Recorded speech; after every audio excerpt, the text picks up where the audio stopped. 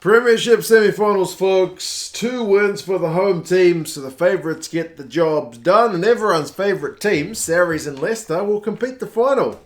I've just seen these 2 games this morning, a bit belatedly. It's been a hectic weekend, but we'll go through some key events and stats, and you guys can let me know your thoughts. Saracens and Quins. I thought this match pretty high intensity.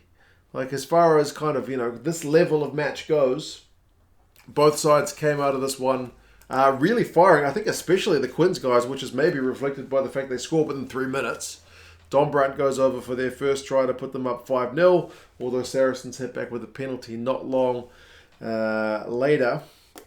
And, the Harlequins boys didn't seem to want to opt for threes, which was interesting. Like, a lot of teams have been taking quite different approaches to knockout rugby in various different competitions. Saracens were generally pretty happy to go for their threes. Likewise, Leicester in their game. But the Quins boys wanted tries. They didn't always get them. Saracens' defence held pretty well. And, Harlequins had a fair period of relentless pressure, but didn't really have a lot to show for it on the scoreboard, which is, given the stakes in this game, pretty unfortunate. Their set piece did strike, though. Danny Kerr got the try on 19 minutes. That one, I think, was set up by Smith, Stepp and Owen Farrell, wasn't it? I mean, Farrell was pretty good in this game, but I think, if I'm remembering correctly, Marcus got around him for that one to set up the try to put Quins in front, 12 points to 3, which is a pretty decent lead away from home. But then Ben Earl, who had a rather impressive game by getting a hat-trick. I think I liked his first try best, because it's one of those ones where he shouldn't be able to score it. Like, he gets really low to the ground. He beats a couple of tacklers, I think, including Joe Marler. They do miss the conversion, which was surprising. But 12 points to 8, really back to game on.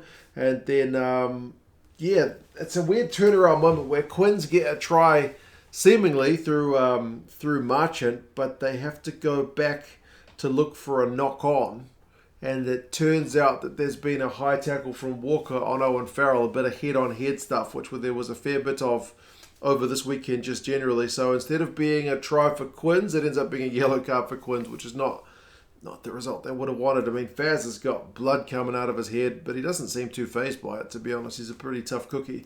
And then he's the man who sets up the next try. That one's through Tompkins. Faz with the kind of one-handed wee offload passes he's going to ground is pretty sweet stuff. So Saracens, despite being down in halftime, 3 points in front, which was, as I said, pretty impressive, seeing as the Quins guys really started with all that kind of relentless pressure.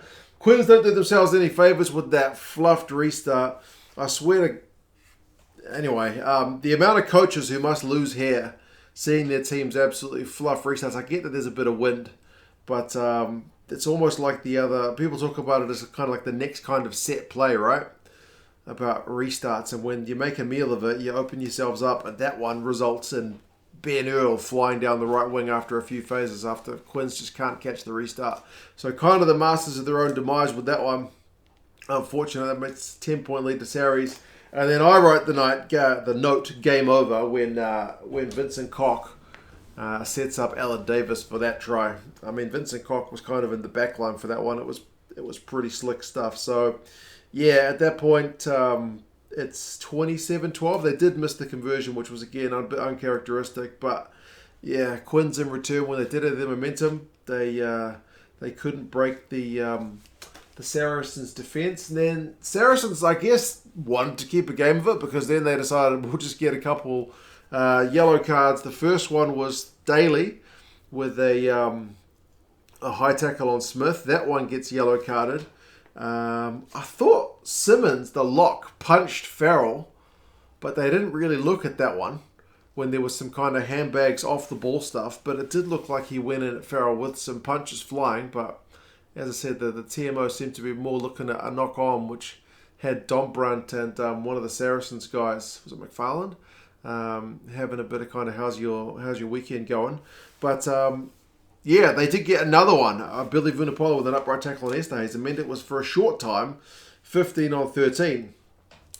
And then just when you desperately need to score, Ezekiel gets a line-out steal. So this kind of stuff, like, it's unfortunate for Quins and very fortunate for Sarries that it's one of those days where some of those key moments just don't go your way. But for Sarries, they were pretty elite. I mean, they did eventually manage to get one through Murley on 66 when it was 15-13.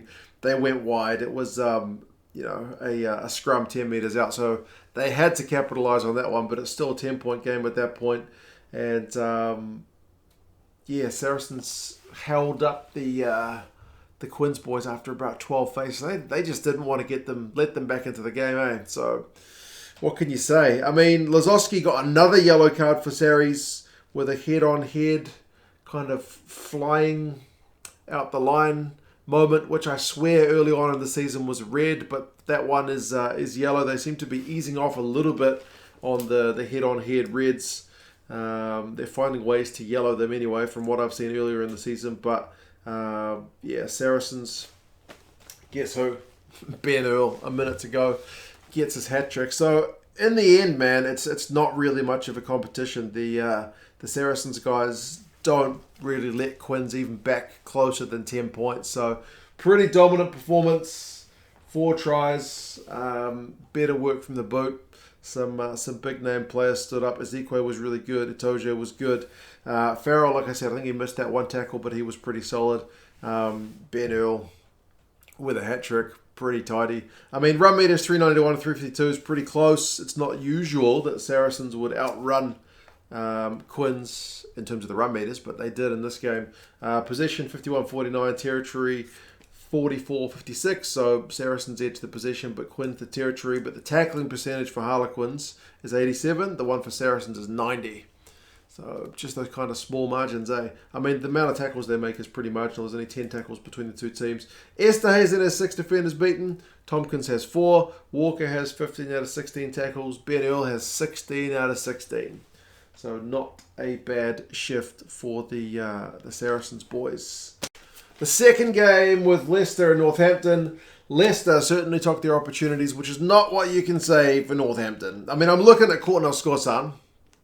He blows 3 chances in this game. One of them's kind of a fingertip one, which is not really too bad, but there's 2 passes he drops. One of them's right to the bread basket one. But definitely one of those games where the team which took their chances is the one that ends up winning it. 27-14, 2 tries to 1, so kind of low scoring in that regard. But George Ford just does what George Ford does best. Doesn't start that well for Leicester because Dan Kelly gets injured. Burns comes on. There's a bit of handbags. Northampton open the scoring with a penalty, 3-0.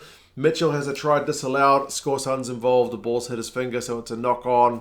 That one's not too bad. That one you can kind of forgive. But then from the resulting scrum, Northampton's forwards smash the Tigers boys. It's a tight head. It's a 2-on-1 pass straight to Scorson's breadbasket. He catches it. He's gone.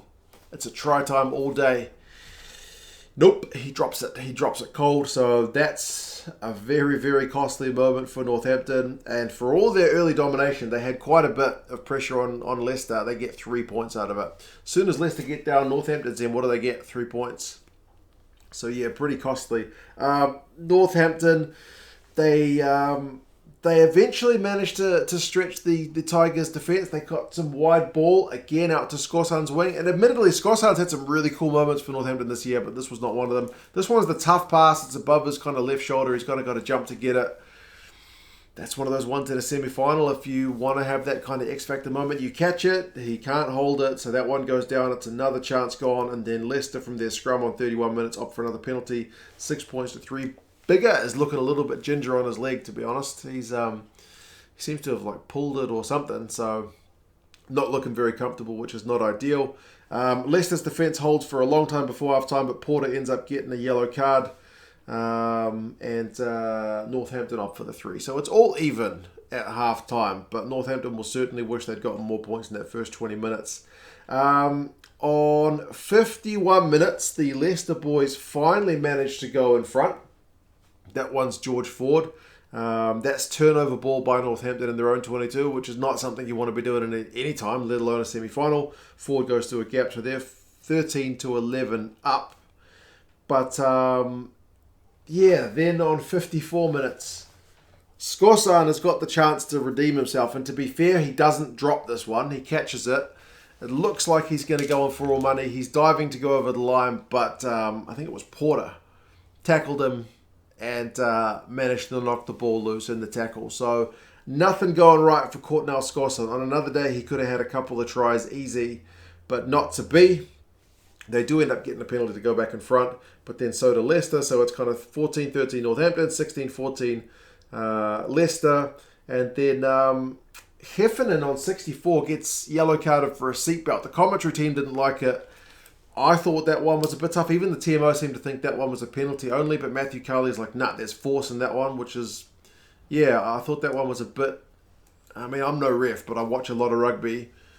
Just gut feeling says that one was usually penalty only, but it's a yellow card. Ford misses the resulting kick though, so it's kind of like a bit of a let-off seemingly, but it's almost like because they missed that penalty that Stewart ends up going over, because Leicester end up not long later, like a minute later, back down Northampton's end. They get some big carries, guys like Gange and Montoya getting over the advantage line, big carries from, big guys that you want to be performing well in a semi-final. And George Ford with a beautiful cutout pass to Stewart means it's 21-14. He missed that conversion, which is a costly one. Like, he's not perfect, but yeah, so it's still within striking distance for Northampton, but starting to look a fair bit more comfortable. Ford's droppy though on 76 minutes. That's pretty much guaranteed game over, because I don't think Northampton looked like scoring once, let alone twice. And then they did get another penalty before the game was done. So 27-14, well and truly done by that point. So yeah, Northampton, it's not like they didn't create the chances. Apart from the Freeman one, they just didn't really take them. Did I even talk about the Freeman try? I think I forgot. That one, Rotunu Yarawa had gone close, and then they managed to spin the ball back wide. I thought they'd blown that one as well. But, yeah, they did manage to finally stretch the Leicester defence, but just that one try. So, yeah, it's an interesting couple of games, but the teams that were favoured to win, they got the result. So no huge surprises. Run meters 318 to 371. That's with Northampton having more, but Leicester more possession, more territory, more clean breaks. Northampton more knock-ons, 12 to 9. Neither side will be that happy. Some of the aerial ball was going to ground, but 6 clean breaks to 3 in favour of Leicester is a pretty nice number. Ludlam makes 13 from 15 tackles. Jasper Wiese makes 11 from 11. Hutchinson had 4 defenders beaten. He was a key hand in setting up some of those moves, but the finishing just wasn't there.